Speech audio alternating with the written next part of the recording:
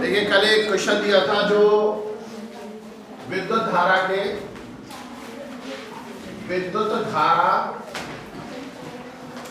का चुंबकीय प्रभाव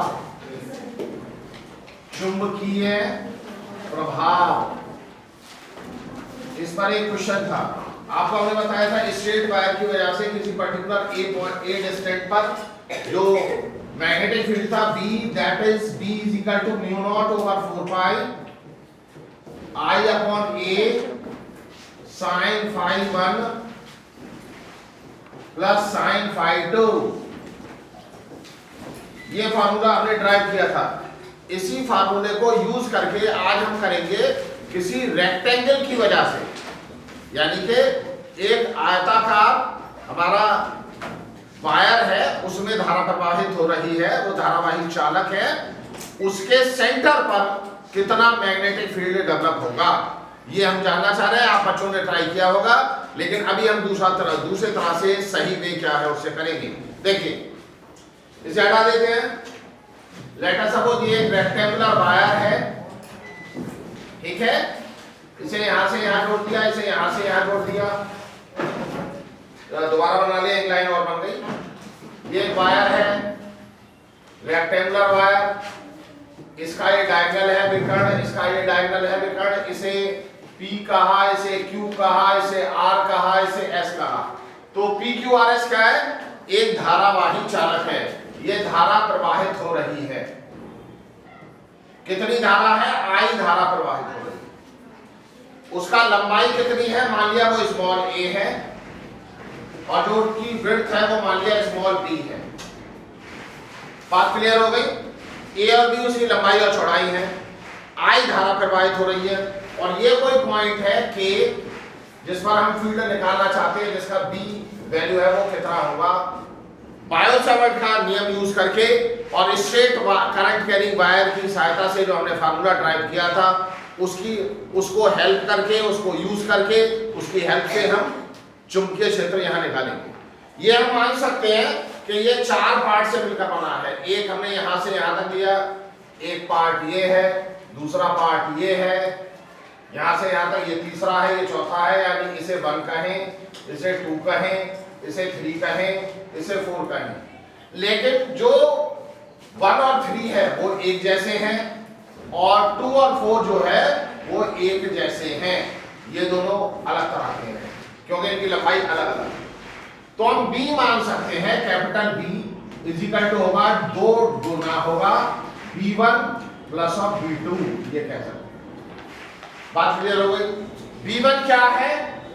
B1 मैग्नेटिक फील्ड है PQ या RS की वजह से,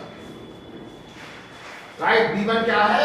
magnetic field intensity due to ये वाला वायर या ऊपर वाला वायर RS। B2 क्या है? Magnetic field intensity due to QR या हम लेंगे S2। बात क्लियर हो गई? इतनी बात समझ में आ गई सबको? अब हम पहला वायर PQ की वजह से मैग्नेटिक फील्ड इंटेंसिटी निकालना चाह रहे हैं, जैसे B1 हमने कहा है, B1 कितना होगा ये देखिए ध्यान से। अब क्या है, यहां से हमें परपेंडिकुलर ड्रॉ करना होगा, ये ड्रॉ कर लिया। हमें इस एंगल की इसे phi1 कहा, इसे phi2 कहा, इनकी जरूरत होगी, लेकिन ये नोन वैल्यू नहीं है, इस बार 30 या 60 नहीं है। इनका वैल्यू हमें A और B के टर्म में निकालना होगा। क्यों? क्योंकि ये 30 60 क्यों नहीं है? अगर हमने ये बहुत पतला ले लिया, ये देखें, अब इसे यहां जोड़ दिया, इसे यहां जोड़ दिया, तो भी क्या ये एंगल वही होंगे ना। और ये बहुत चौड़ा ले लिया, तो ये एंगल परिवर्तनशील हैं, परिवर्तनशील हैं। और किसके टर्म में आएंगे, किसके पदों में लिखा जाएगा? इसे लिखा जाएगा जो साइड्स हैं उसकी भुजाओं के पदों में। तो समस्या यहाँ पर phi1 और phi2 निकालने की, और ये तो हमें पता चल जाएगा, ये इसका आधा होगा। ये अगर टोटल B है तो इतना वाला पार्ट आएगा, ये B/2। कितना आएगा? B/2। और ये वाला पार्ट कितना आएगा? ये आएगा A/2। इतना हिस्सा A/2, इतना हिस्सा B/2। इस ट्रायंगल को देखेंगे। बात क्लियर है? अगर हम इस ट्राइंगल को लें ऐसे यूं और यूं, राइट, यहां पर आ रहा है ये है a/2, ये आ रहा है b/2, ये 90 है, ये एंगल φ1 है, राइट। तो इसका वैल्यू होगा विकर्ण, जो कर्ण है इसका a/2 का whole square plus of b/2 का होल स्क्वायर। क्या ये बात सही है पाइथागोरस थ्योरम से? अब हमें ये एंगल चाहिए, तो यहां हम जो चाह रहे हैं ये आएगा μ0/4 आ गया I/a। a की जगह क्या लेना है, ये व्हाट इज इट, ये है b/2, यही तो लेंगे a, तो यहां आ जाएगा b/2, तो b/2 आ गया, ये आ गया sin φ1 प्लस sin φ2। बात क्लियर है? तो इसे ठीक से लिखा जा सकता है, इसे ऐसे लिख लीजिए, ये आ जाएगा μ0/4 ट्वाइस I/b इंटू, अब देखिए sin φ1 का वैल्यू जैसे मैंने बताया वो कांस्टेंट वैल्यू नहीं है, वो वेरी करेगी आयत की लंबाई और चौड़ाई के अनुसार। तो यहां पर हमें क्या चाहिए, sin φ1 चाहिए, ये φ1 है, इस ट्राइंगल में sin का वैल्यू चाहिए। एंगल के सामने का क्या होता है, ये कौन है, एंगल के सामने का क्या होता है, आधार नहीं होता, लंब होता है। एंगल के सामने लंब, तो ये लंब है, ये आधार है, ये कर्ण है, राइट। तो sin थीटा क्या होता है, परपेंडिकुलर अपॉन हाइपोटेन्यूज, यानी कि लंब बटे कर्ण। यहां लंब कौन है, sin φ1 आएगा, लंब कौन है बताओ, a/2, कर्ण कौन है, √a/2 का होल स्क्वायर प्लस b/2 का होल स्क्वायर। इसे सही करके लिख देंगे तो ये आ जाएगा a/√2, बाहर आ गया, ये अंडर रूट आ गया, यहाँ a/2 का होल स्क्वायर प्लस b/2 का होल स्क्वायर। ये sin φ1 की वैल्यू आ गई, तो φ1 आ गया। ऐसे ही जब φ2 निकालेंगे, φ2 भी इतना आएगा, φ1 इतना आ गया, इसी तरह से sin φ2 निकालेंगे, sin φ2 इसकी वैल्यू भी क्या आएगी, अब इधर वाले ट्रायंगल में आ जाएगी, ये भी वही है, ये a/2 है, ये b/2 है, ये आ जाएगा कितना, √of a/2 का whole square plus of b/2 का होल स्क्वायर। बात क्लियर है, समझ पा रहे हैं? तो अब sin φ1 और sin φ2 की वैल्यू ये आएगी, जो आप एंगल वैसे ही लिख लेते थे उससे काम अब नहीं चलेगा, आपको साइड्स यानी कि भुजाओं के पदों में, टर्म्स में एंगल का वैल्यू लिखना पड़ेगा। इसीलिए ये आपको होमवर्क करने को दिया था कि आपको सोचें, ठीक है। तो अब हम यहां रख देते हैं sin φ1, बोलिए sin φ1 क्या है, sin φ1 है a/√of a/2 का, यहाँ 2 भी है, a/2 का whole square plus of b/2 का होल स्क्वायर प्लस, यही आ रहा था ना a/2, और ये यहां से a/2 ये है, बात क्लियर है? यहां आ जाएगा, यहां भी यही आएगा a/√2 a/2 का whole square plus of b/2 का होल स्क्वायर, ये आ गया, और ये हमने बंद कर दिया, ठीक।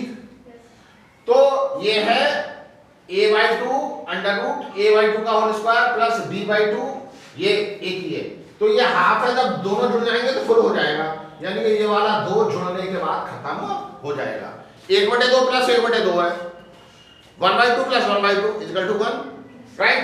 तो ये सब कुछ मिलके बन जाएगा, जो b1 का वैल्यू आएगा वो b1 आएगा आपका μ0/4 आएगा,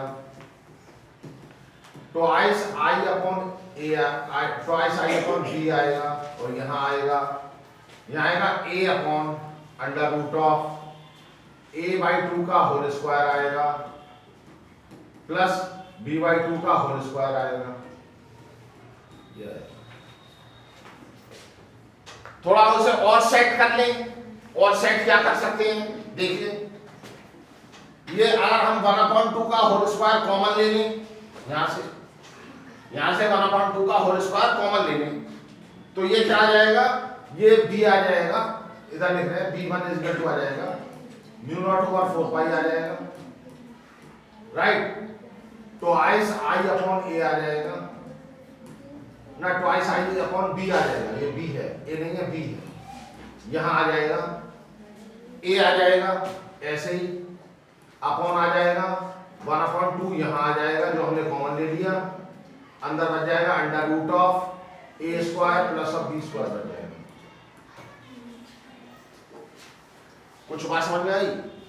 नहीं आ पाई, हमने कुछ नहीं किया, ये 1/2 यहाँ था ना, उसका होल स्क्वायर था, तो होल स्क्वायर से इसे बाहर निकाल दिया 1/2, ये लिखा, बाकी a square plus b square लिखा, कोई बात। यहाँ पर हमने इस 1/2 को यहाँ से अंडर रूट के साइन से इसे बाहर निकाल दिया, बाकी वैसा ही लिखा है सब कुछ। बात क्लियर हो पाई?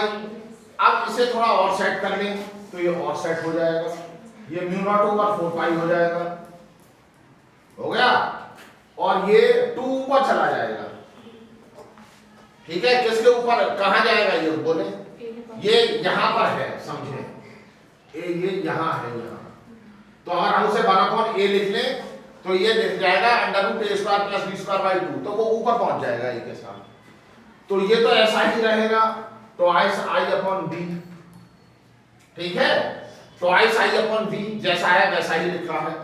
ये ट्वाइस i अपॉन b कहां से आया था, ये 2 कहां से आया था, ये है b बाई 2 की वजह से 2 ऊपर गया था, ठीक है। अब यहां आ जाएगा, ये 2 ऊपर पहुंचा दिया, और उसके साथ क्या है, a ऊपर पहुंचा दिया, अंडर रूट बचा दिया, under root of a square plus of b square है, तो ये कुल मिलाकर बन जाएगा इज इक्वल टू आ जाएगा म्यू नॉट ओवर 4 पाई आ जाएगा, 2 2 4 हो गए, 4 i आ जाएगा, इनटू आ जाएगा a अपॉन b आ जाएगा, और 1 अपॉन आ जाएगा, इसके साथ इनटू आ जाएगा 1 upon under root of a square plus of b square आ जाएगा। अब जरा चेक करें भाई सब बच्चे कितना है, क्या ये बात सही है? कुछ नहीं किया हमने उसमें, बस कैलकुलेशन ही की, उसे सिंपलीफाइड बनाया है कुछ नहीं, जो था वो तो यही खत्म हो गया, क्वेश्चन तो यही खत्म हो गया, राइट। तो इतना पार्ट हमें b1 की वजह से मिला, लेकिन इसका डबल करना है, वो बाद में करेंगे, जरा देखें। अब हमें b2 निकालना है, ये b2 निकलेगा इधर से, यहां से b1 पहले लिख लीजिए, क्या आ गया, b1 का वैल्यू हमारे पास आ गया, यहां रखना है हमें इस b1 को, b इक्वल टू है twice b1 plus b2, b1 का वैल्यू हम निकाल चुके, b1 का वैल्यू कितना निकला, b1 का वैल्यू निकला mu naught over 4 pi into 4i a upon b into under root of a square plus of b square, ठीक है, बात क्लियर है? इसे हटा दें, थोड़ा पार्ट हटा लेते हैं क्योंकि इसकी जरूरत पड़ेगी, इरेजर हमने दिया, उसे थोड़ा भाग दिया, अब ये हटा देते हैं।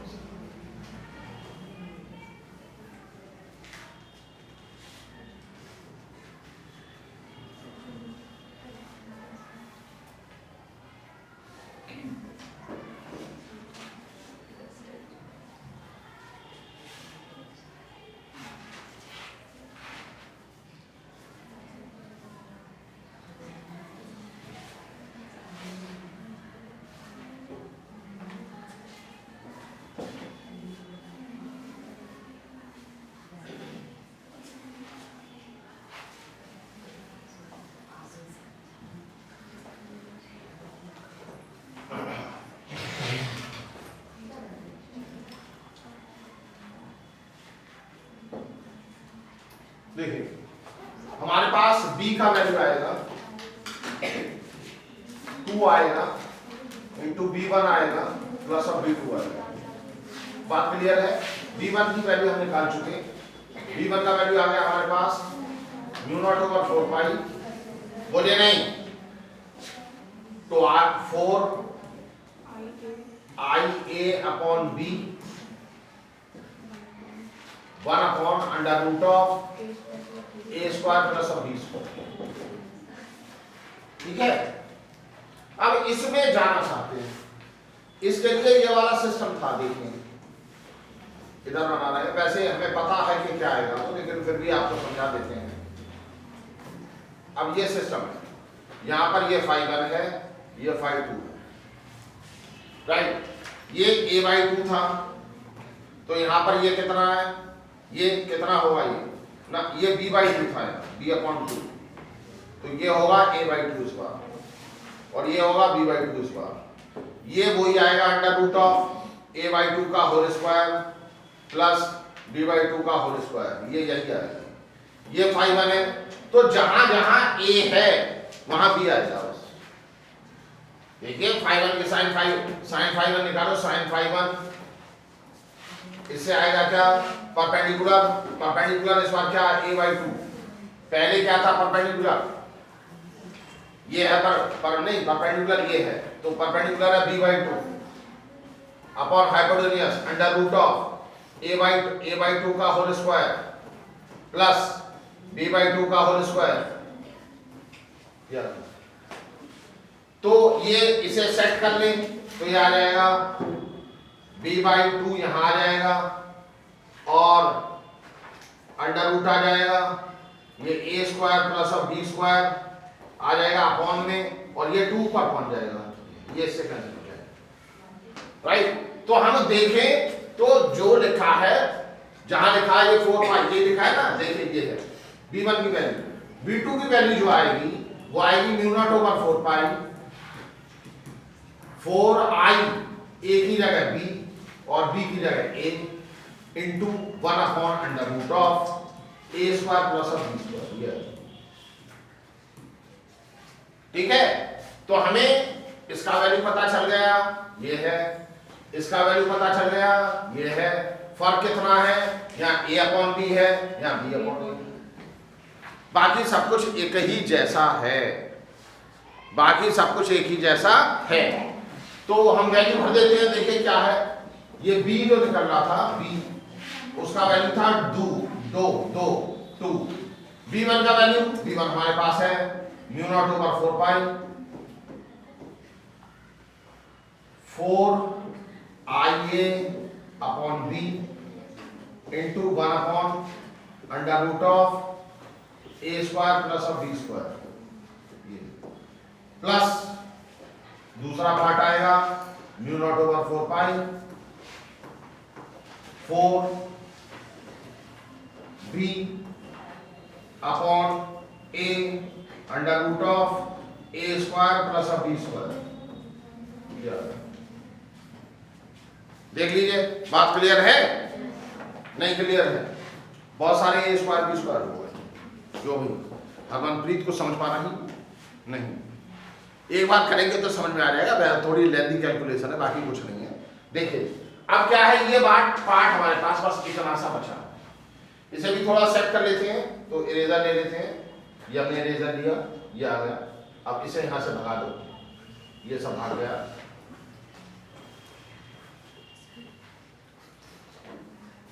तो बहुत ही सिंपल क्वेश्चन है, बस कंसंट्रेशन की जरूरत है।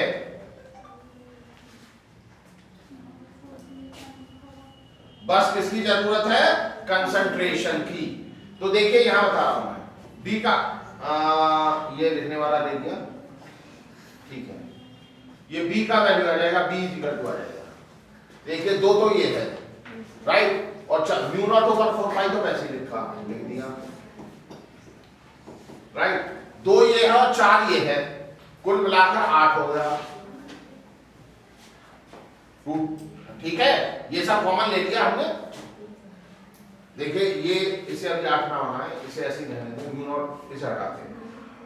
इरेजर लिया, ये यहां से छुआ, इसे हटाओ, फिर राइटिंग पर गए, ये राइटिंग हमने ले ली, ठीक है। म्यू नॉट ओवर 4 पाई, और क्या आ रहा है देखिए, 4 आ रहा है कॉमन, आई आ रहा है कॉमन, म्यू नॉट ओवर 4 पाई आ रहा है, आई आ रहा है कॉमन, ये 2 है, 2 अपनी जगह था, ये वाला 2, म्यू नॉट ओवर 4 पाई दोनों में कॉमन आ रहा है, आई आ रहा है, 4 आ रहा है, upon under root of A square plus of B square आ रहा है।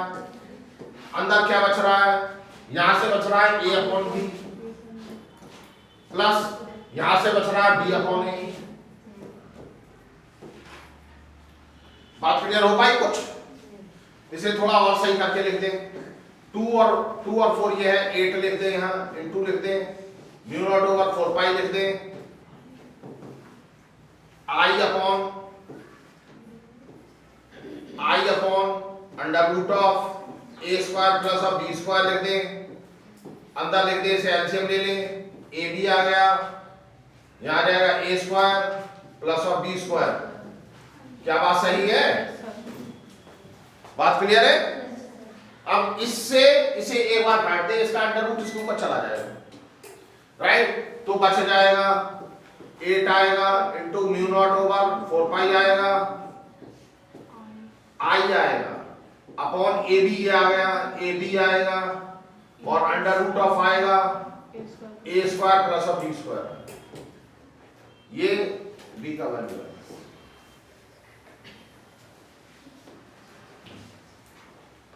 कुछ बात पता चली? Hello students, is it clear और not? Yes, sir. The things are quite simple. Only calculation is there. Mathematical है, इसका एलसीएम ले लिया, उसे मल्टीप्लाई कर दिया, उसे डिवाइड कर दिया, nothing at all. बात क्लियर हुई?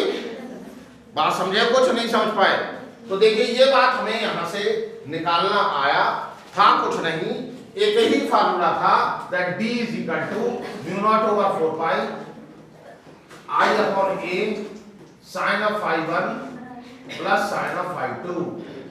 ये बेसिक फार्मूला है, इस फार्मूला को यूज करके हमने सिर्फ कैलकुलेशन किया है। Is it clear girls? Yes, sir. से yes sir. Is it clear? Yes, sir. चलिए वेरी गुड, कल एक दूसरा क्लास लेंगे, कल आपको मैग्नेटिक फील्ड निकालने के और तरीके बताएंगे, और उसका डायरेक्शन निकालना भी सिखाएंगे, और कल मैग्नेटिक फील्ड का खत्म कर देंगे। बात क्लियर है? Yes, sir. Very good.